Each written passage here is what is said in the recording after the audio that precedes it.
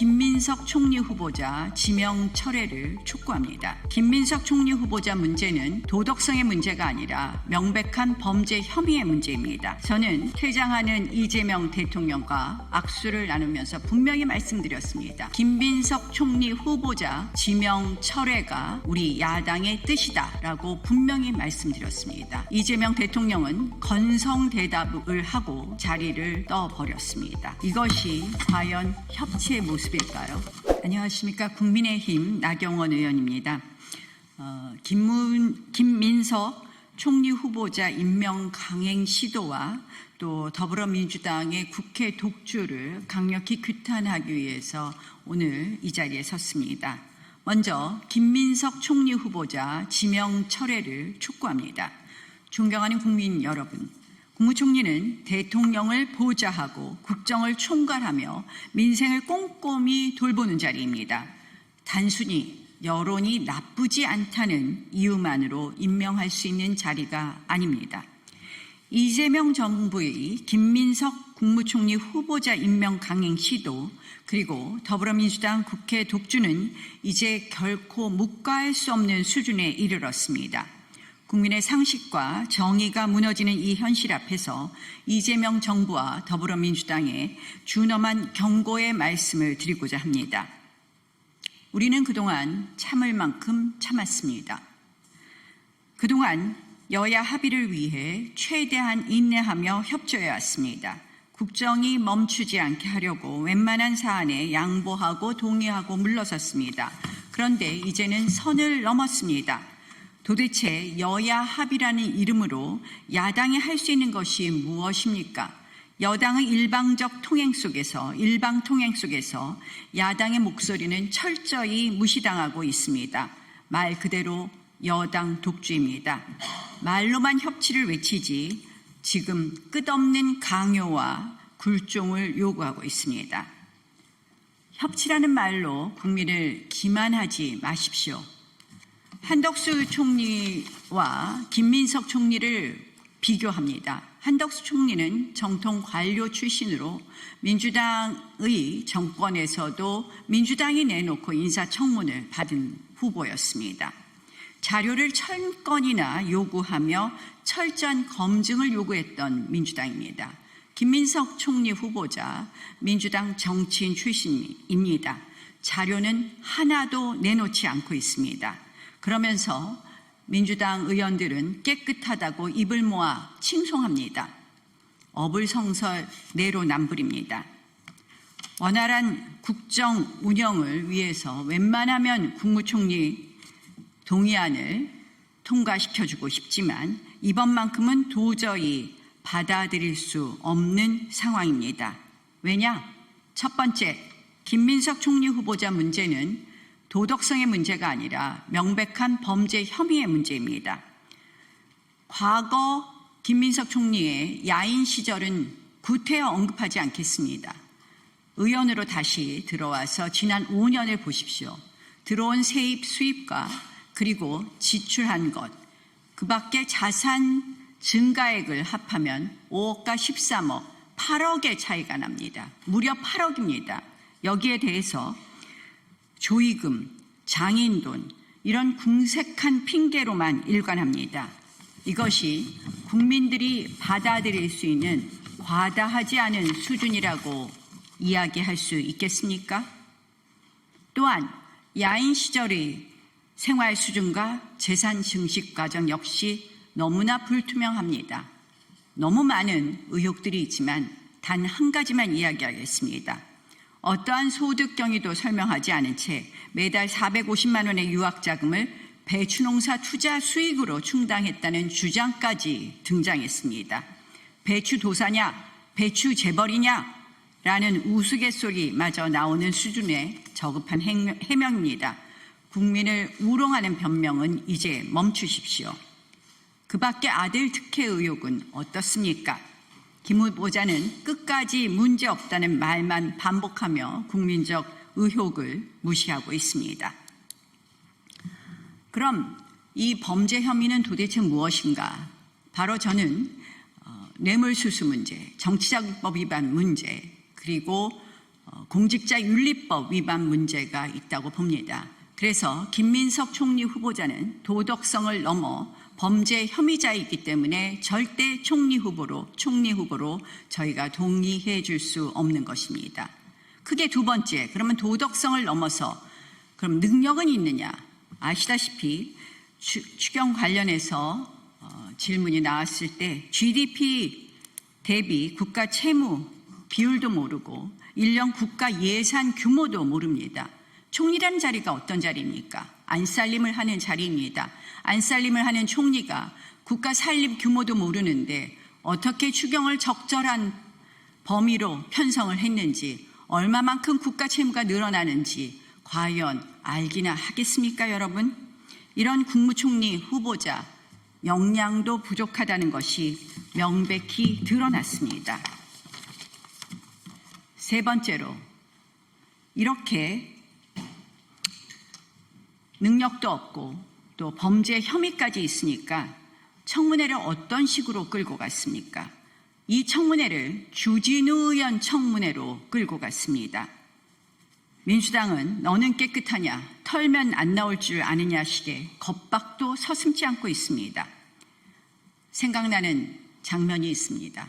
과거 박영선 장관 인사청문회에 여러 가지 의혹이 나오기 시작하니까 갑자기 그 당시 국민의힘 당대표였던 황교안 당대표의 의혹을 들추어내면서 이 청문회를, 본인 청문회를, 민주당의 장관 청문회를 황교안 당대표 청문회로 바꾸었던 그 과거가 생각납니다.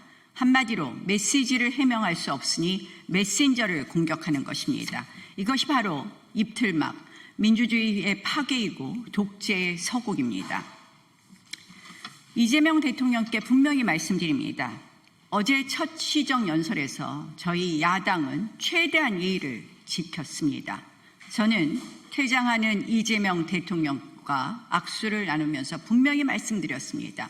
김민석 총리 후보자 지명 철회가 우리 야당의 뜻이다라고 분명히 말씀드렸습니다. 이재명 대통령은 건성대답을 하고 자리를 떠버렸습니다. 이것이 과연 협치의 모습일까요? 어제 우리 당 의원들 여러 명이 국무총리 지명 철회에 대한 입장을 분명히 전했습니다. 이재명 대통령께서는 이번이 협치의 정치를 시작할 수 있는 첫 단추임을 명백히 인식하시고 김민석 총리 후보자를 지명 철회함으로써 협치를 시작해 주실 것을 요청합니다. 어제 대통령 연설을 들으면서 많은 걱정이 들기 시작했습니다. 그중 가관인 것이 바로 평화가 밥이고 경제라는 부분이었습니다. 평화가 어떻게 만들어지겠습니까? 안보 없는 평화가 가능하겠습니까? 튼튼한 한미 동맹과 자유진영과의 연대만이 강한 국방력, 강한 안보를 만듭니다. 그런데 나토에 참석하지 않은 그 시그널은 과연 무슨 시그널이겠습니까? 저는 튼튼한 안보 없는 평화를 이야기하는 말 따로 현실 따로에 대한 우려를 표할 수밖에 없습니다. 추경에 대해서도 한 말씀 드리겠습니다. 추경 여러 가지 문제가 많이 있지만 그중에 하나가 바로 지역화폐를 사용한 추경의 집행입니다. 소비 쿠폰의 한 방법으로 지역화폐를 사용하고 있습니다. 아시다시피 지역화폐는 용처가 학원, 병원에 이르기까지 소상공인, 서민 민생을 살리는 것과는 거리가 있는 것 잘 아실 겁니다. 오늘의 상품권은 오로지 시장과 전통시장과 시장에 한해서 사용할 수 있습니다. 또한 지역화폐는 코나아이라는 이재명 대표주로 알리는 그 플랫폼을 이용해야 되는 것 잘 아실 겁니다. 결국 이 추경이 진짜 민생을 살릴 수 있는 추경인지 묻고 싶습니다. 또 하나 추경에서 문제가 있습니다. 바로 태양광 등 신재생 예산은 증액하면서 원자력 증액은 0원입니다. 이재명 대통령 후보 시절에는 원전 대해서 탈원전을 언급하지 않았지만 사실상 탈원전의 시동이라고 봅니다. AI를 이야기하면서 이렇게 탈원전의 정책을 지속적으로 추진한다면 과연 AI의 기본인 전력 수급이 가능할지 묻고 싶습니다. 제가 오늘 이 자리에 쓴 것 중에서 가장 중요한 것은 바로 2시에 예정된 본회의에서 법사위원장과 예결위원장을 강행 통과한다는 것입니다. 여러분, 국회는 오랜 관행과 역사가 있습니다. 국회의장과 법사위원장은 반드시 1당과 2당이 나누어 한다는 것입니다. 그것이 국회의 가장 중요한 민주주의의 정신, 의회 민주주의의 핵심인 합의 정신을 지켜낼 수 있는 것이고, 그것이 바로 국회 내에서의 견제와 균형을 만드는 시작이기 때문입니다. 민주당은 지난 21대 국회에서 1년가량 국회의장과 법사위원장을 독식했다가 결국은 법사위원장을 되돌려 주었습니다. 다시 22대가 시작한 후 국회의장과 법사위원장을 모두 가져가 버렸습니다. 지난 1년은 대통령 거부권이라도 있습니다. 이제 민주당은 온갖 악법들을 일방적으로 통과시키겠다고 예고하고 있습니다. 상법 개정안, 노란봉투법. 이제 우리의 의견을, 야당의 의견을, 야당을 지지했던 41%의 국민 의견은 하나도 담을 그릇이 없습니다. 민주당의 스케줄대로, 민주당이 원하는 대로 법사위와 국회 본회의를 통과시키고 말면 되는 것입니다. 국민 여러분, 간절히 호소합니다. 법사위원장, 예결위원장, 아무것도 아닌 자리가 아닙니다. 야당이 야당으로서의 역할을 할 수 있는 최소한의 시작입니다.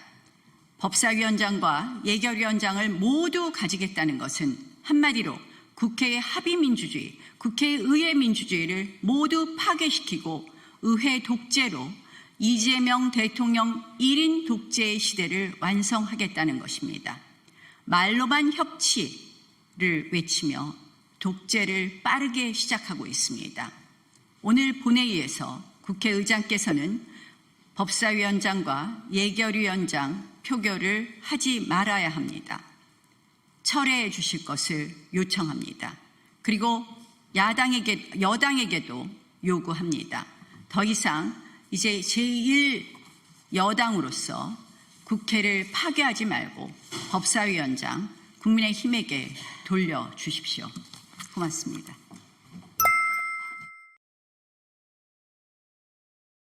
이번 소식도 유익하셨나요? 매일신문 구독하기로 더 신속하고 정확한 정보를 받아보실 수 있습니다.